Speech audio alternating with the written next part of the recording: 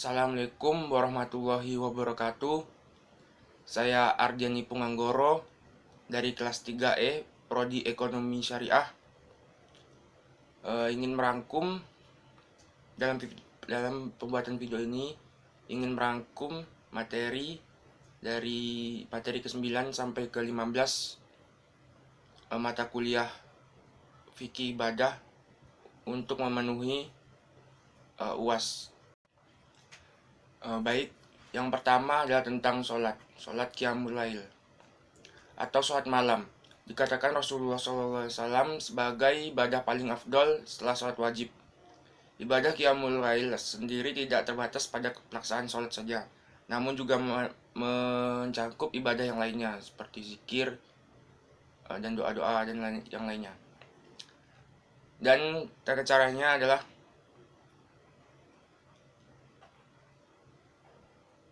waktu sholat qiyamul lail dilakukan antara sholat isya hingga sholat subuh.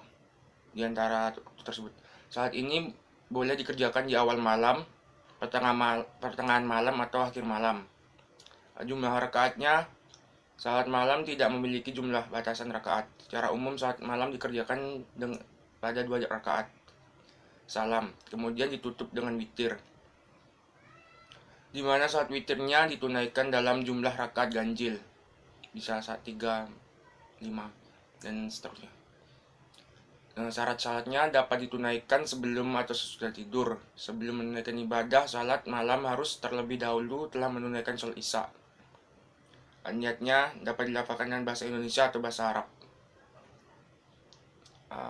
Berikutnya tentang sholat gerhana.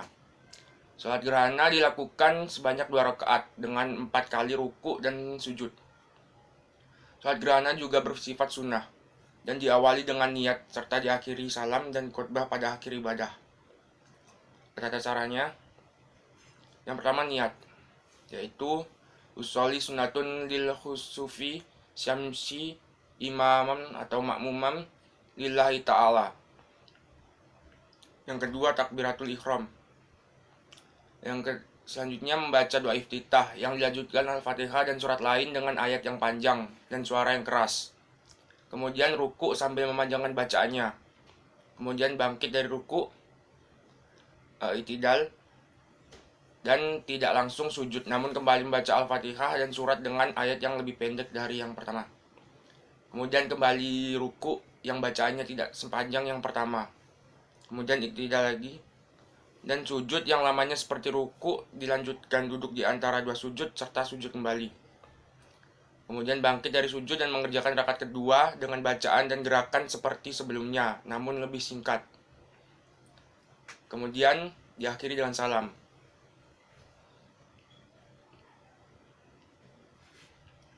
Kemudian sholat duha. Sholat duha adalah sholat sunnah yang dilakukan setelah terbit matahari sampai menjelang waktu zuhur. Waktu terbaik melakukannya yakni pukul 8 hingga jam 11 siang. Sholat ini juga disebut juga dapat melancarkan rezeki. Sholat duha dikerjakan minimal 2 rakaat dan maksimal 12 rakaat. Sholat ini dilakukan secara tidak berjamaah, yaitu per orang, individu. Berikut tata caranya. Yang pertama, niat sholat duha di dalam hati dan berbarengan dengan takbiratul ihram, yaitu niatnya usolli sunatan duha raka'ataini lillahi ta'ala. Kemudian membaca doa iftitah, lalu doa Al-Fatihah dan surat pendek.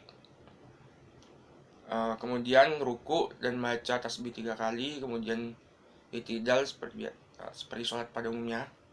Sujud, duduk di antara 2 sujud dan baca bacaannya, dan kemudian sujud kedua dan baca tasbih 3 kali setelah rakaat pertama selesai. Lakukan rakaat kedua sebagaimana cara di atas. Kemudian tasyahud akhir. Setelah selesai maka membaca salam 2 kali. Rakaat selanjutnya dilakukan sama seperti yang tadi. Kemudian materi berikutnya adalah cara merawat jenazah yang baik dan benar. Tata cara mengurus jenazah yang pertama adalah memandikan jenazah. Hal ini sebagai tindakan untuk memuliakan dan membersihkan tubuh orang yang sudah meninggal dunia. Adapun tata cara memandikan jenazah dalam Islam yang benar adalah sebagai berikut. Yang pertama, meletakkan jenazah dengan kepala agak tinggi di tempat yang disediakan. Pastikan orang memandikan jenazah memakai sarung tangan. Yang kedua, ambil kain penutup dari jenazah dan ganti dengan kain basahan agar auratnya tidak terlihat. Lalu bersihkan giginya, lubang hidung, lubang telinga, celah ketiaknya, celah jari tangan, dan kaki serta rambutnya. Kemudian, bersihkan kotoran jenazah baik yang keluar dari depan maupun dari belakang terlebih dahulu. Caranya tekan perutnya perlahan-lahan agar apa yang di dalamnya keluar. Kemudian siram seluruh anggota tubuh jenazah dengan air sabun. Kemudian siram dengan air yang bersih sambil berniat sesuai jenis kelamin jenazah. Untuk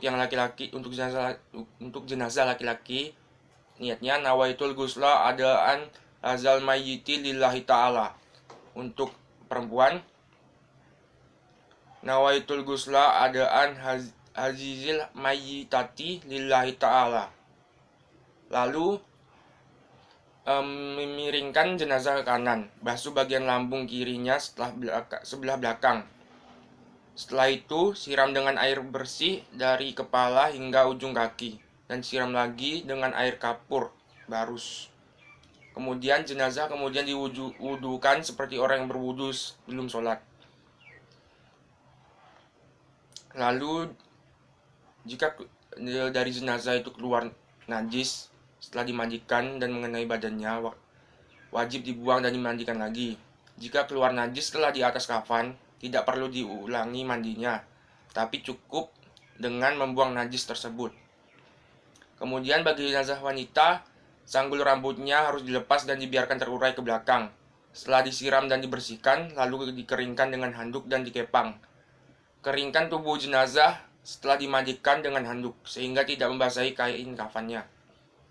Setelah memandikan jenazah, berilah wangi-wangian yang mengandung alkohol sebelum dikafani, atau air kapur barus. Berikutnya adalah cara mengkafani jenazah. Ada perbedaan untuk jenazah laki-laki dan perempuan. Langkah pertama, untuk jenazah perempuan, bentangkan 2 lembar kain kafan yang sudah dipotong sesuai ukuran jenazah, namun dilebihkan sedikit untuk memudahkan mengikat bagian atas dan bawah. Lalu letakkan kain sarung tepat pada bagian badan antara pusar dan kedua lututnya. Setelah itu dipersiapkan baju gamis dan kerudung di tempatnya. Kemudian sediakan 3 atau 5 utas tali dan letakkan di paling bawah kain kafan. Sediakan juga kapas yang sudah diberikan wangi-wangian yang nantinya diletakkan pada anggota badan tertentu. Jika kain kafan sudah siap, angkat dan baringkan jenazah di atas kain kafan. Lalu letakkan kapas yang sudah diberi wangi-wangian tadi ke tempat anggota tubuh seperti halnya jenazah laki-laki. Kemudian selimutkan kain sarung pada badan jenazah antara pusar dan kedua lutut. Pasangkan baju gamis, berikut kain kerudung. Untuk yang rambutnya panjang bisa dikepang 2/3 dan diletakkan di atas baju gamis di bagian dada. Yang terakhir, selimutkan kedua kain kafan selembar demi selembar, mulai dari yang lapisan atas sampai paling bawah. Setelah itu ikat dengan beberapa utas tali yang tadi telah dipersiapkan. Lalu untuk yang jenazah laki-laki, yang pertama, siapkan tali pengikat kafan secukupnya. Kemudian letakkan secara vertikal tepat di bawah kain kafan yang akan menjadi lapis pertama. Bentangkan kain kafan lapis pertama yang sudah dipotongkan sesuai ukuran jenazah. Kemudian beri wewangian pada kain kafan lapis pertama. Setelah itu bentangkan kain kafan lapis kedua yang sudah dipotong sesuai ukuran jenazah. Beri wewangian pada kain kafan lapis kedua. Setelah itu bentangkan kain kafan lapis ketiga yang sudah dipotong sesuai ukuran jenazah. Beri wewangian pada kain lapis ketiga dan letakkan jenazah di tengah-tengah kain kafan lapis ketiga. Kemudian tutup dengan kain kafan lapis ketiga dari sisi kiri ke kanan. Kemudian tutup kain lapis kedua dari sisi kiri kanan. Kemudian kain dari sisi kanan ke kiri. Selanjutnya, tutup dengan kain lapis pertama dari sisi kiri ke kanan. Kemudian kain dari sisi kiri kanan ke kiri dan ikat dengan tali pengikat yang telah disediakan. Setelah selesai mandikan dan mengkafani jenazah, yang berikutnya adalah cara menyolatkan jenazah. Yang pertama, berniat dalam hati, yang lalu berdiri bagi yang mampu, melakukan 4 kali takbir, tidak ada ruku dan sujud. Setelah takbir pertama membaca Al-Fatihah. Setelah takbir kedua membaca sholawat Allahumma sholli ala Muhammad. Kemudian takbir ketiga membaca doa untuk jenazah. Lalu takbir keempat membaca doa. Lagi doanya Allahumma la tahrimna ajrohu wa la taftinna ba'dahu wahfir lana walahu. Untuk yang perempuan katahu diganti ha. Kemudian salam. Kemudian berikutnya cara menguburkan jenazah. Yang pertama, memperdalam galian lubang kubur agar tidak tercium atau tercium bau jenazah. Yang kedua, cara menaruh jenazah di kubur, ada yang taruh di tepi lubang sebelah kiblat. Kemudian di atasnya ditaruh papan kayu atau yang semacamnya dengan posisi agak condong agar tidak langsung tertimpa tanah. Namun bisa juga dengan cara lain dengan prinsip yang bersama. Misalnya dengan menggali di tengah-tengah dasar lubang kubur, kemudian jenazah ditaruh di dalam lubang. Kemudian cara memasukkan jenazah ke kubur adalah dengan memasukkan bagian kepala jenazah dari arah kaki kubur. Lalu jenazah diletakkan miring ke kanan menghadap ke arah kiblat dengan menyandarkan tubuh sebelah kiri ke dinding kubur supaya tidak terlentang. Lalu para ulama menganjurkan supaya ditaruh tanah di bawah pipi jenazah sebelah kanan setelah dibukakan kain kafannya dari pipi dan ditempelkan langsung ke tanah. Simpul tali harus dilepas. Lalu waktu memasukkan jenazah ke liang kubur dan meletakkan, dianjurkan membaca doa seperti ini. Bismillahirrahmanirrahim Rasulillah. Lalu untuk ke jenazah perempuan dianjurkan membentangkan kain di atas kuburnya pada waktu dimasukkan ke liang kubur. Sedangkan untuk mayat laki-laki tidak dianjurkan.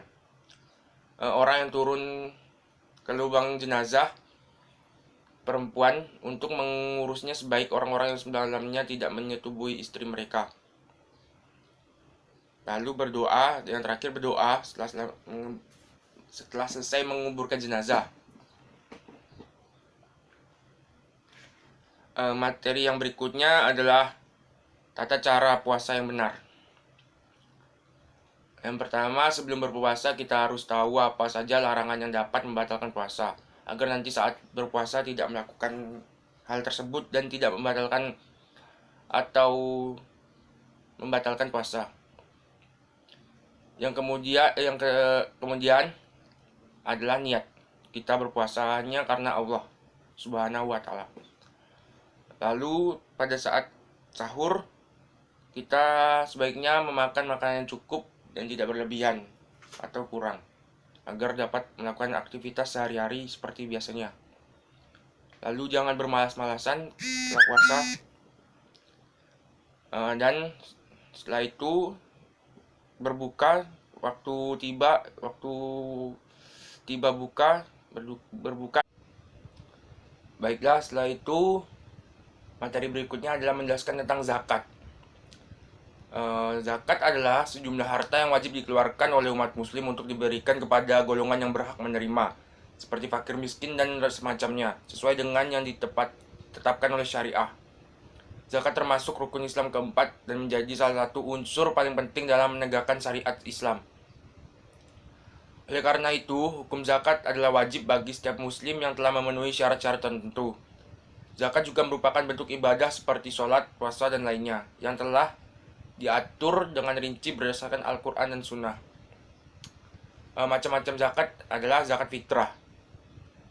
Zakat fitrah disebut juga dengan zakat nafs atau jiwa, yaitu zakat yang wajib dilakukan oleh setiap muslim ketika menjelang Idul Fitri pada bulan Ramadan. Tujuan dari zakat fitrah ini adalah untuk membersihkan diri dengan memberikan beras dan makanan pokok kepada yang berhak membutuhkan. Kedua adalah zakat mal. Zakat mal atau harta adalah zakat penghasilan seperti hasil pertanian, hasil pertambangan, hasil laut, dan hasil perniagaan, hasil ternak, harta temuan, emas, dan perak. Masing-masing jenis penghasilan tersebut memiliki perhitungannya tersendiri. Lalu golongan-golongan yang dapat zakat atau hak menerima zakat. Golongan tersebut ada 8 macam, yaitu yang pertama, fakir. Adalah orang yang mempunyai harta atau yang tidak mempunyai harta atau mata pencarian yang layak yang bisa mencukupi kebutuhannya baik sandang, papan, dan pangan. Yang kedua, miskin. Adalah orang yang memiliki mata pencarian tetapi tidak cukup penghidupannya dan dalam keadaan kekurangan. Yang ketiga, amil zakat. Adalah panitia atau badan yang dibentuk oleh pemerintah untuk menangani masalah zakat dengan segala persoalannya dan sesuai syarat. Yang keempat, mu'alaf, orang yang masuk Islam. Yang kelima, mukatab. Adalah budak yang melakukan transaksi dengan majikannya mengenai kemerdekaan dirinya dengan cara mengkredit dan transaksinya dianggap sah. Kemudian yang keenam, garin. Adalah orang yang berhutang karena untuk kepentingan yang bukan maksiat dan tidak sanggup membayarnya. Lalu sabilillah adalah orang-orang yang berperang di jalan Allah dan mereka tidak mendapatkan bayaran resmi dari negara meskipun mereka tergolong orang-orang yang kaya. Yang terakhir adalah musafir yang berpergian jauh atau sedang melewati tempat adanya harta zakat dan membutuhkan biaya perjalanan menuju Syafi'iyah dan Hanabiyah. Kemudian perhitungannya, kalau dari zakat fitrah per orang 3,5 liter dikali harta beras di pasaran per liter. Yang zakat mal berlaku untuk harta kekayaan yang dimiliki seorang muslim dengan rumusan sebagai berikut. Zakat mal 2,5% dikali jumlah harta yang tersimpan selama 1 tahun. Kemudian pengertian menikah. Tujuan menikah adalah membangun keluarga yang sakinah, mawaddah, warahmah. Menurut istilah pernikahan juga dapat berarti ijab kabul, akad nikah yang mengharuskan perhubungan antara sepasang manusia yang diucapkan oleh kata-kata yang ditujukan untuk melanjutkan ke pernikahan sesuai peraturan yang diwajibkan oleh Islam. Kemudian menikah dapat menjadi wajib hukumnya jika seseorang telah memiliki kemampuan untuk berumah tangga, baik secara fisik maupun finansial, serta sulit baginya untuk menghindari zina. Orang tersebut diwajibkan menikah karena dikhawatirkan jika tidak, maka ia bisa melakukan perbuatan zina yang dilarang dalam Islam. Kemudian prinsip pernikahan.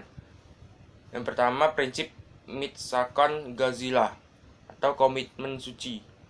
Yang kedua, prinsip mawadah warohmah atau cinta dan kasih yang tak bertepi. Kemudian prinsip muasyarah bil ma'ruf atau perilaku santun dan beradab. Lalu tentang peminangan atau khitbah. Peminangan atau khitbah adalah sebagai langkah awal suatu perkawinan, dimaksudkan agar masing-masing pihak, laki-laki dan perempuan, saling mengenal pribadi dan identitas masing-masing sesuai dengan langkah-langkah yang diberikan oleh syara. Melalui pinangan ini, masing-masing pihak bisa saling mengerti kondisi masing-masing, sehingga dalam kehidupan rumah tangga mereka nantinya dapat saling menyesuaikan diri dan keharmonisan rumah tangga yang diinginkan Islam dapat mereka ciptakan. Kemudian tentang wali, jenis-jenis wali. Wali mujbir, wali dari bapaknya sendiri atau kakek dari bapak yang mempunyai hak mewakilkan pernikahan anak perempuannya atau cucu perempuannya dengan persetujuan. Lalu wali akrab, wali terdekat yang telah memenuhi syarat yang layak dan berhak menjadi wali. Lalu wali abad, wali yang sedikit mengikuti susunan yang layak menjadi wali jikalau wali akrab berkenan tidak ada. atau wali raja atau hakim. Wali yang diberi hak atau ditunjuk oleh pemerintah atau pihak berkuasa pada negeri tersebut oleh orang yang telah dilantik menjalankan tugas ini dengan sebab-sebab tertentu. Lalu saksi. Saksi adalah orang yang menyaksikan ijab kabul dan harus mempunyai syarat-syarat tertentu, yaitu sekurang-kurangnya berjumlah 2 orang, beragama Islam, berakal, sudah baligh, laki-laki, memahami isi lafal ijab dan kabul, dapat mendengar, melihat dan berbicara, serta adil dan merdeka, tidak menjadi budak. Selain itu, dalam pasal 77 dan pasal 78 kompilasi hukum Islam ditegaskan mengenai hak dan kewajiban suami istri setelah menikah, yaitu yang pertama, suami istri memikul kewajiban yang luhur untuk menegakkan rumah tangga yang sakinah, mawadah dan warohmah seperti tujuan pernikahan tadi yang telah saya sebut, yang menjadi sendi dasar dari susunan masyarakat. Yang kedua, suami istri wajib saling cinta, mencintai, hormat menghormati, setia dan memberi bantuan lahir batin yang satu kepada yang lainnya. Yang ketiga, suami istri memikul kewajiban untuk mengasuh dan memelihara anak-anak mereka, baik mengenai pertumbuhan jasmani, rohani maupun kecerdasannya dan pendidikan agamanya. Yang keempat, suami istri wajib memelihara kehormatannya. Lalu jika suami atau istri melalaikan kewajibannya masing-masing, dapat mengajukan gugatan kepada pengadilan agama. Dan suami istri harus mempunyai tempat kediaman yang tetap jika mampu. Rumah kediaman yang berikut itulah tadi yang dapat saya sampaikan untuk merangkum materi mata kuliah fikih ibadah dari materi ke-9 dan sampai ke-15. Saya Arjani Penganggoro. Terima kasih. Wassalamualaikum warahmatullahi wabarakatuh.